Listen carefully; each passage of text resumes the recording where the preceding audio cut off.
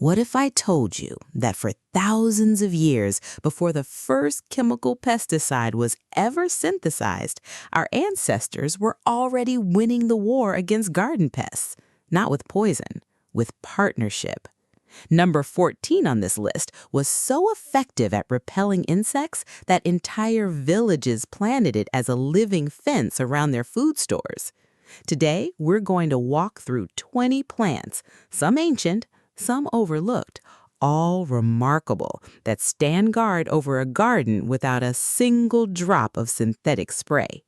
This is the forgotten science of companion planting, and by the end, you'll understand why your grandmother's garden never seemed to need chemicals at all. Marigold. We begin with the most recognizable sentinel in companion planting, the marigold. Native to Mexico and Central America, marigolds were cultivated by the Aztecs for both ceremony and cultivation long before European contact. Their roots release a compound called alpha-terthionyl, which suppresses harmful nematodes in the soil. Above ground, their scent confuses and deters aphids, whiteflies, and cabbage moths. On the homestead, plant marigolds along the border of vegetable beds, particularly near tomatoes and squash, where they double as a pollinator magnet. Nasturtium. Nasturtiums, originally foraged in the Andes, function as what researchers call a trap crop. Aphids are drawn to their tender stems in preference to nearby vegetables, sacrificing themselves so your harvest survives. Every part of the plant is edible, carrying a peppery bite rich in vitamin C.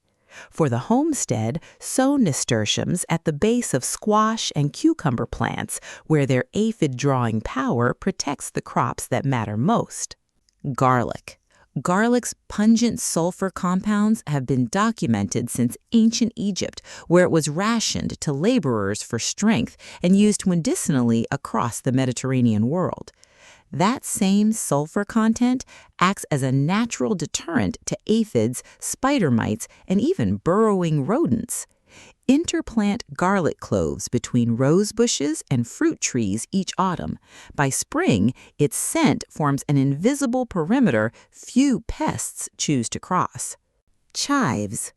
A cousin of garlic and onion, chives carry the same sulfurous defense mechanism in a milder, edible form.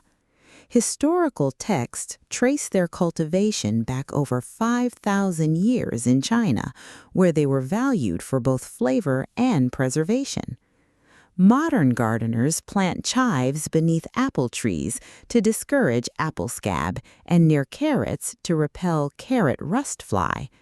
Simply divide and replant clumps each spring to expand your protective border year after year. Basil. Basil's aromatic oils, prized in Mediterranean and South Asian cooking for centuries, contain compounds shown to repel whiteflies, mosquitoes, and tomato hornworms. Beyond pest defense, some growers report that basil planted near tomatoes appears to improve their flavor, a relationship still studied today. On the homestead, tuck basil directly into the same row as your tomatoes. The two have shared this ground since the earliest kitchen gardens of Italy. 5 plants in, and already you can see the pattern. Sustaining knowledge passed down for generations, quietly replaced by chemical shortcuts. If you value real nutrition and real self-sufficiency over marketing hype, take a moment now to hit that like button. It helps this research reach the people who need it. Now, this next stretch is even more remarkable. Mint. Mint has been used since antiquity. Roman households strewed it across floors for its scent and its insect-repelling properties. Its menthol compounds disrupt the sensory receptors of ants, aphids, and cabbage moths. Because mint spreads aggressively, homesteaders should always confine it to containers placed strategically near doorways and garden entrances, forming a natural threshold pests are reluctant to cross. Lavender. Lavender's essential oils, distilled since the Roman era for bathing and medicine, remain one of the most effective deterrents against moths, fleas, and flies. Its scent lingers long after bloom, making dry lavender sachets a traditional method for protecting stored grains and linens alike. Plant lavender along garden pathways where foot traffic releases its oils and reinforces the barrier throughout the day. Chrysanthemums. Few plants carry a more direct pest-fighting legacy than the chrysanthemum. Its flowers are the natural source of pyrethrin, a compound so effective that it remains the active ingredient in many organic insecticides today. Ancient Persian and Chinese cultivators dried the flower heads into powder for this exact purpose. Homesteaders can grow chrysanthemums as a border crop or dry the blooms themselves to create a homemade pest deterrent. Rosemary. Rosemary's woody, resinous scent has guarded Mediterranean gardens since antiquity, when it was associated with protection and remembrance. Its oils repel cabbage moths, bean beetles, and carrot flies. Because it thrives in poor, well-drained soil, rosemary is ideal for the edges of raised beds where little else will grow, giving your garden a hard-working perimeter that asks for almost nothing in return.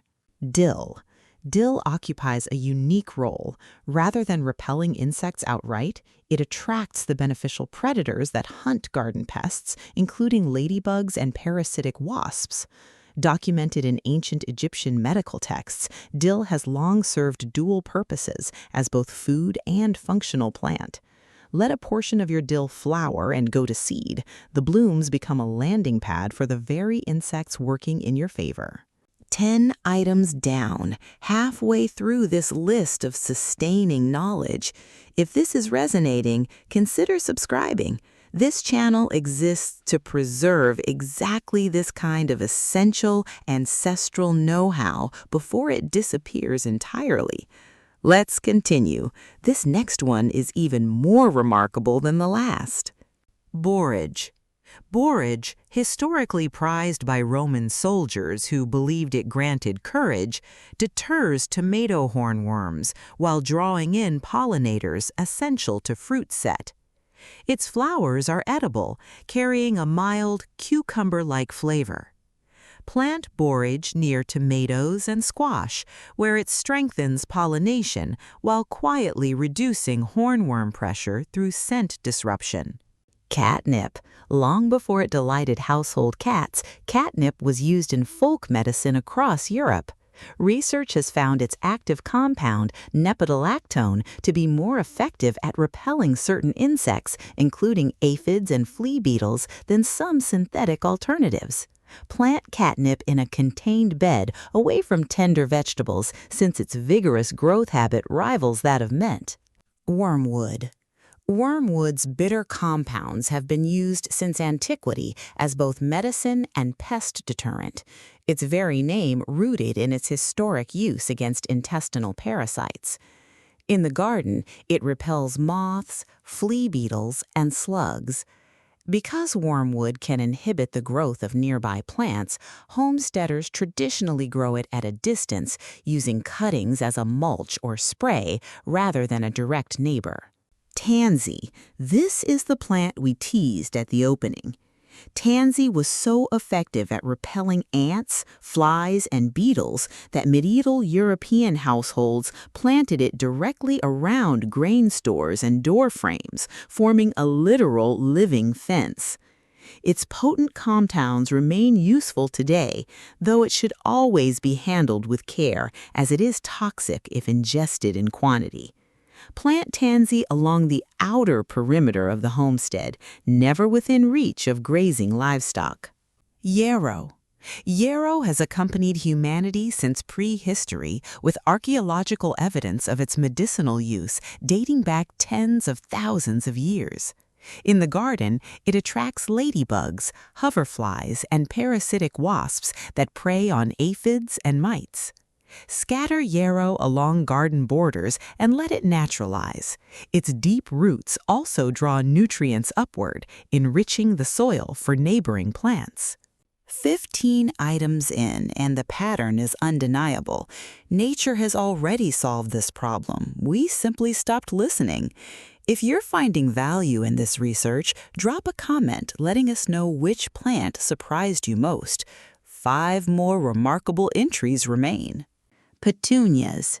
Petunias, native to South America and popularized in ornamental gardening by the 19th century, are a favorite among homesteaders for their ability to repel aphids, leafhoppers, and tomato hornworms.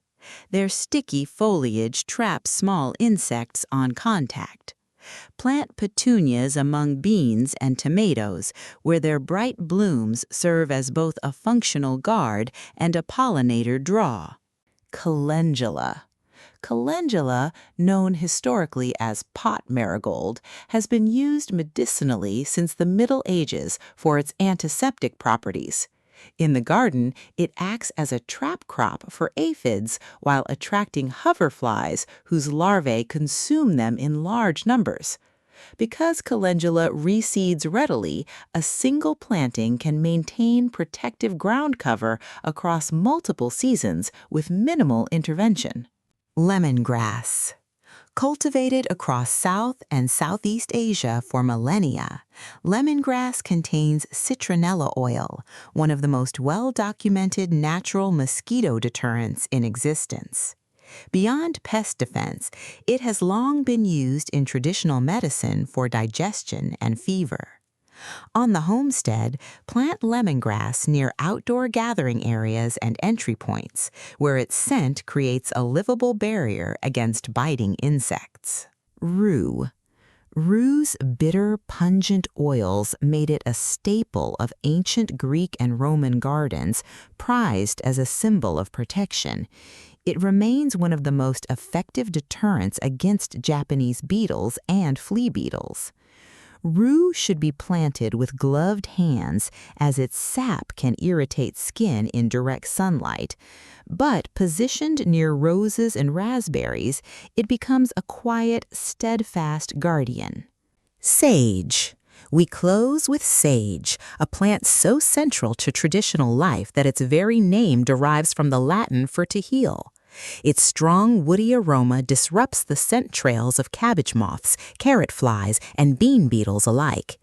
Interplanted among brassicas and carrots, sage has closed out companion gardens for centuries, a fitting final entry in a list built entirely on plants that ask for little and give generously in return. 20 plants, thousands of years of accumulated knowledge. What each of them shares is a simple truth: that a resilient garden isn't built by fighting nature with chemicals, but by working alongside it, the way growers did for generations before us. This is the essence of self-sufficiency, not rejecting modern tools outright, but reclaiming the ancient wisdom that modern convenience allowed us to forget. You don't need a chemical arsenal to protect what you grow. You need the right neighbors. So here's your task. Look at your own garden, your own homestead, your own patch of soil, and tell us in the comments which of these 20 plants you're teaming up with first. Whether it's the living fence of tansy, the quiet guard of rosemary, or the humble, sustaining power of garlic, the choice is yours to make. Real nutrition, real resilience, and real self-sufficiency start with decisions like this one. If this research mattered to you, subscribe for more of it, and we'll see you in the next one.